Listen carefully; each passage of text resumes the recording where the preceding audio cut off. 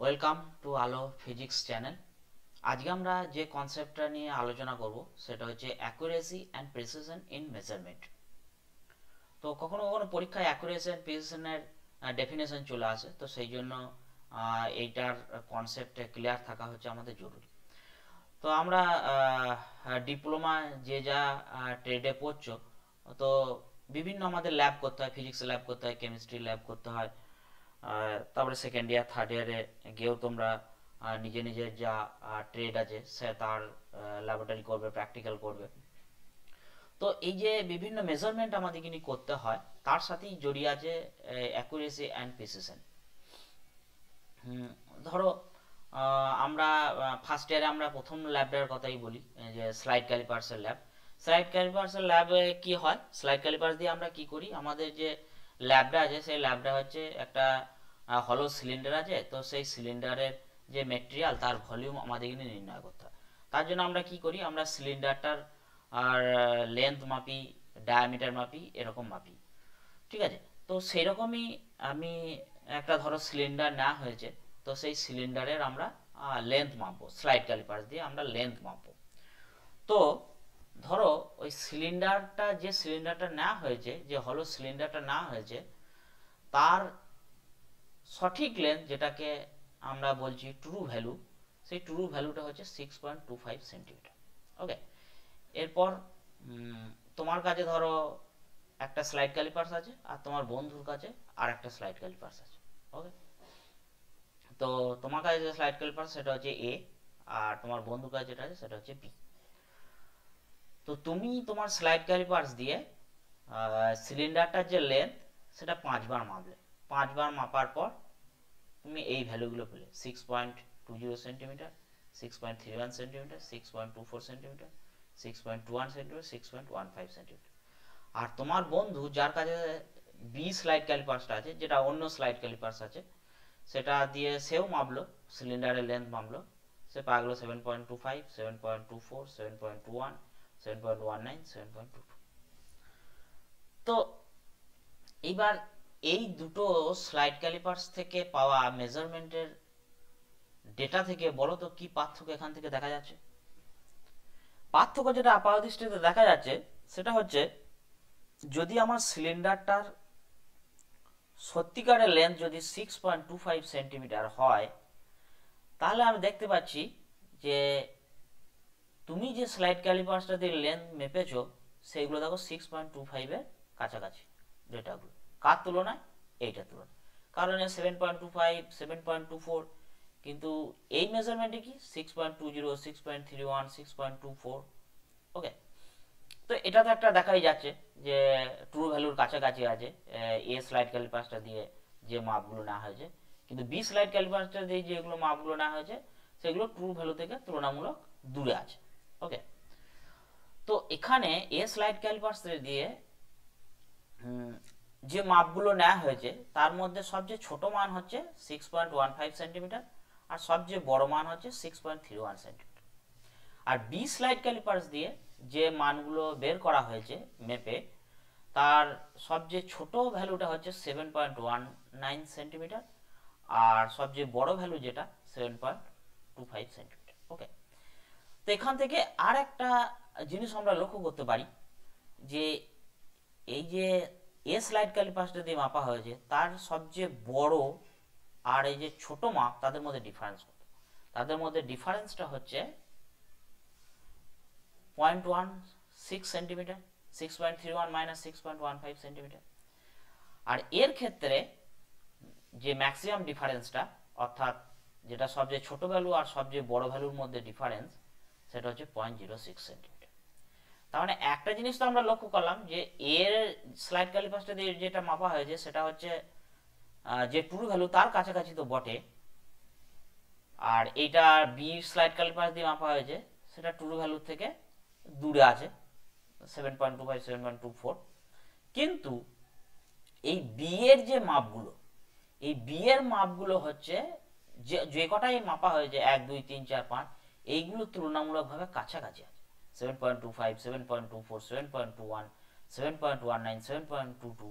তো সেই জন্য এর সবচেয়ে মাপার পর সবচেয়ে কম ভ্যালু আর সবচেয়ে যে বেশি ভ্যালু পাওয়া গেছে তাদের মধ্যে ডিফারেন্সটা হচ্ছে 0.06 সেন্টিমিটার।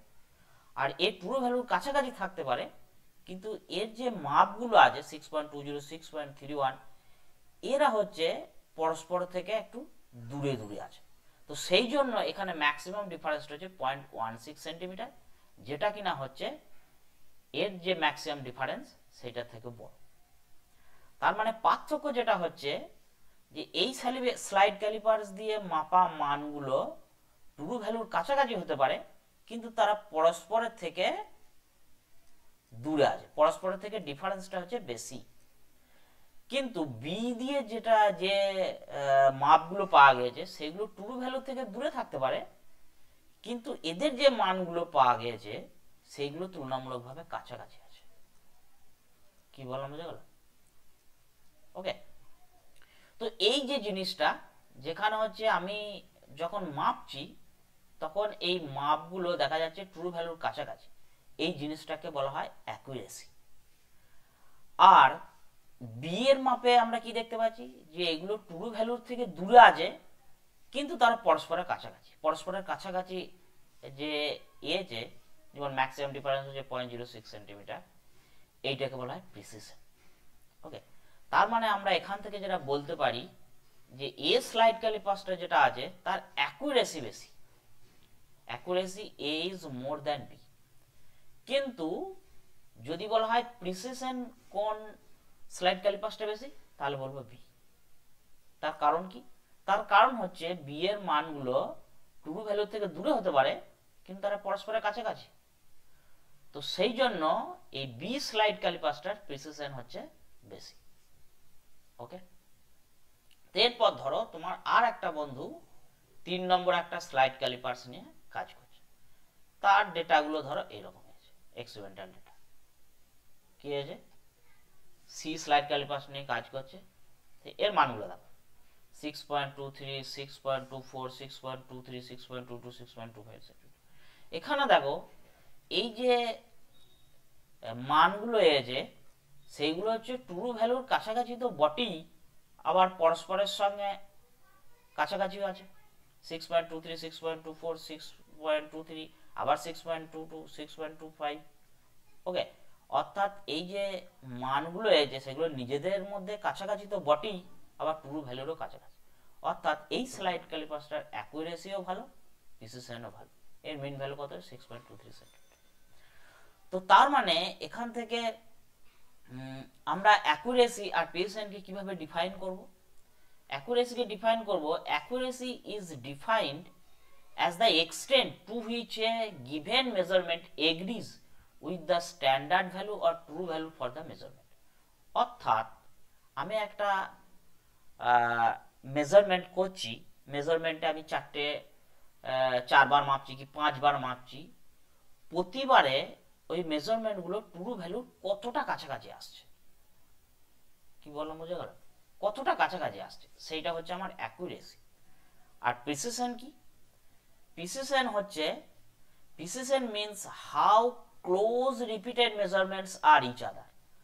অর্থাৎ আমি যে মাপগুলো পাচ্ছি সেইগুলো নিজেদের কত কাছাকাছি। যেমন এই এক্সাম্পলটা নিজেদের কত কাছাকাছি, ঠিক আছে? সেটা ট্রু ভ্যালুর কাছাকাছি নাও হতে পারে।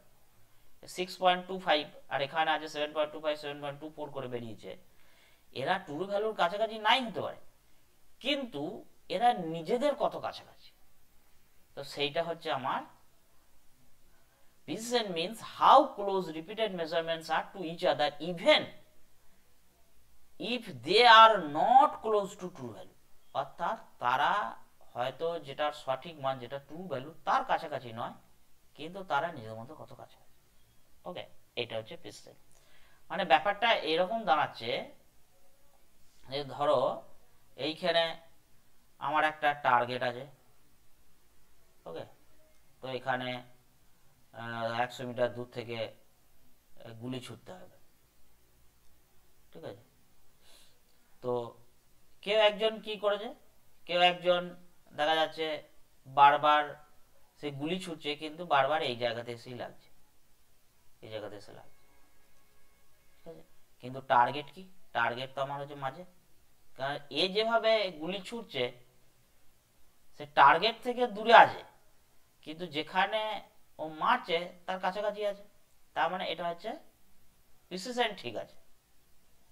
কিন্তু অন্য আর একজন কি করছে, অন্য একজন এইভাবে একবার এইখানে গুলি করলো, একবার এইখানে গুলি করলো, একবার এইখানে গুলি করলো, একবার এইখানে গুলি করলো, তার মানে কি এর টার্গেটের আশেপাশে আছে, ট্রু ভ্যালুর আশেপাশেই আছে, কিন্তু যেটা হচ্ছে এর প্রতিটা শটগুলো কিন্তু পরস্পরের কাছে নেই, অর্থাৎ এর অ্যাকুরেসি ঠিক আছে কিন্তু প্রিসিশন ভালো নয়। ঠিক আছে, তাহলে আমাদের একটা মেজারমেন্ট কীরকম হওয়া উচিত, আমাদের একটা মেজারমেন্ট এইরকম হওয়া উচিত অ্যাকুরেসিও ঠিক থাকবে, প্রিসিশনও ঠিক থাকবে, অর্থাৎ যে গুলি ছুটছে সে যেন এইভাবে মারে, অর্থাৎ টার্গেটের খুব কাছাকাছিও বটে এবং প্রতিটা শট ওর নিজেদেরও কাছাকাছি, তো এইরকমটা হচ্ছে। ওকে।